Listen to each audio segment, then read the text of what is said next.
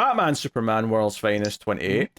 Mark Waid writing with Dan Mora and Travis Mercer on the art. So, little cliffhanger last time was that inadvertently they made Jimmy look like he was the biggest superhero on the planet, which meant he's the champion. Which meant that this villain from the fifth, sixth dimension, whatever bloody dimension he came from, he now thinks Jimmy's the one that should fight him, and that's where we start off with this issue. Meanwhile, Batman and Superman are trapped in the sixth dimension, and they have to hop back with Batmite through various dimensions to try and get back to the real world. So yeah, I mean, obviously the art from Mora is phenomenal. A bunch of other superheroes show up to try and help fight, but the villain just snaps his fingers and sort of makes them all teleport somewhere outside of the city center where they're doing the fight. Yeah. Because later on we see that they're sort of outside a bubble that are trying to get back in through. So that's all fine and well. And Mixie wants to run away, but Robin basically keeps stopping him from saying his name backwards. And then Mixie transfers his power to Jimmy, so now Jimmy's an imp, and Mixie's just a sort of normal old dude. Yeah. I really wish they just would have made him Larry David, because that'd been so funny. I mean, he's only a few steps away from it, to be honest. Yeah, I know, but if we just outwardly, because it would make sense if, you know, Mixie took a human form, it would be Larry David, because he's bothered by everything, right? But I feel without the fun of the powers, Mixie's very cranky. So, but yeah, so Jimmy gets to do a lot of fun stuff with the fifth dimensional powers, which I like. Yeah, he makes himself Superman at one point, but he's got an S and a J in his logo. Because he's Super Jimmy, I guess. Just it's all just an excuse to just mess around with stuff and do weird things. Whilst Batman and Superman are in the sixth dimension, because it's where everything happens at the same time, we get references to some other stories. Superman hears a future version of himself mention his son. And then Batman, of course, sees the moment from year one where he crashes the dinner party with all the villains and says, "Ladies and gentlemen, you have eaten well." It's a very famous line from Batman Year One. So, okay, it's fun stuff. But Batmite, like, basically needs to be pep talk into, like, taking them back through the dimensions. And he takes them through the fifth dimension, then the fourth dimension, and then they do briefly get to the third dimension, and we see, like, Robin and Mixie. But then, like, the brakes aren't working, so they keep going into the second dimension, and then eventually into the first dimension where they're just a black circle on infinite white. There's not even any... It's just a dot. There's no room, right? But I do love that it's... So Batman's like going in on Batmite, right? Because he doesn't have time for this. And it's Superman that has to prep Bruce, be like, hey, man, like, you need to talk to him, but talk to him like a person. I know you're annoyed by him, you know? And so I do like that where Bruce reveals himself to Batmite and says, look, I'm not an idol. I'm not a smiling superhero. I'm just a man. But he's like, I'm not colorful. It's not a colorful job anymore. It's not funny or silly, but it means everything to me.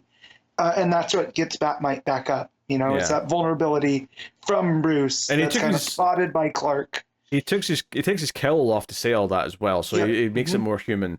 And he's like, hey, what about one last team up? And he's like, yes, sir. So we have that. We have Robin getting more and more frustrated by Mixie to the point where he says, I would happily trade you for 10 Batmites right now. Which I thought was a funny line. But Super Jimmy, or Mixie Jimmy, whatever you want to call him, actually ends up going to the fifth dimension and bringing back a bunch of other superhero imps to help fight. So we get, Wonder Woman might, Flash might, Robin might, a few others. Aquamite been on the shark that's flying in midair. I did think was googly eyes. I love the yeah, that's especially funny. So yeah, a bunch of wacky stuff here. Funnily enough, though, so this all builds up. They're buying time until Superman and Batman get back, which they do, and the art there is really cool because you see them in the background ripping through reality, and they're 2D because they're coming from the second dimension. So they're coming from two dimensions, so they look 2D behind like the ripped open reality, but then in the foreground they're in full Dan Mora 3D art, which is cool. This all builds up effectively to a big joke where Batman and Superman are back. Robin's there. Like, all the mates are there, and Superman's like, Batman's got a plan. Don't worry, he's always got a plan.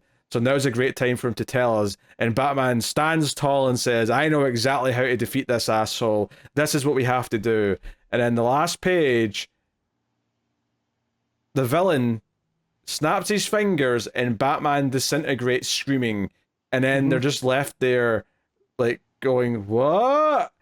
He's basically been turned into a puppet because Robin's holding him in the smoke afterwards. And then the last panel's just the villain just kind of like blowing his finger gun, saying, you were saying. So basically, they built up to this idea that Batman's got a plan because he always does, and then this villain who can manipulate reality just like takes Batman out of the equation.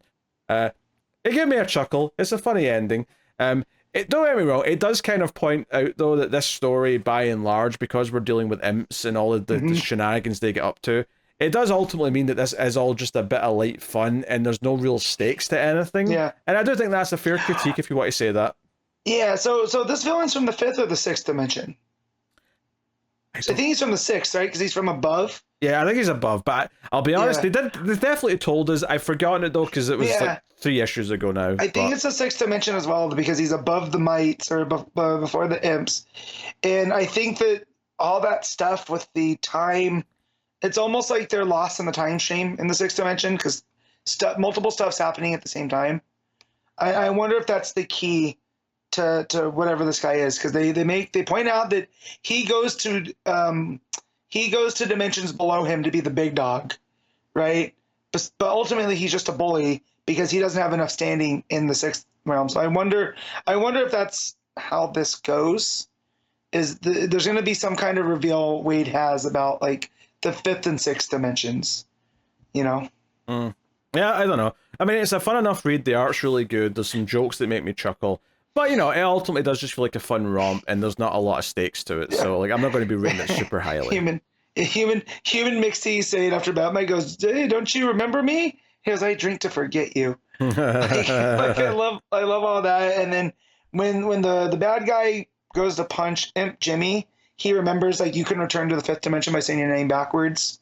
So he says his name backwards, and that's how he goes and gets the imps. I thought that was really clever and fun. You know, this feels like the type of story that Waid's been wanting to tell with the 5th dimension and all that type of stuff for a while, because I feel like he has key points and moments in Superman and Batman's history he wants to play with a little bit.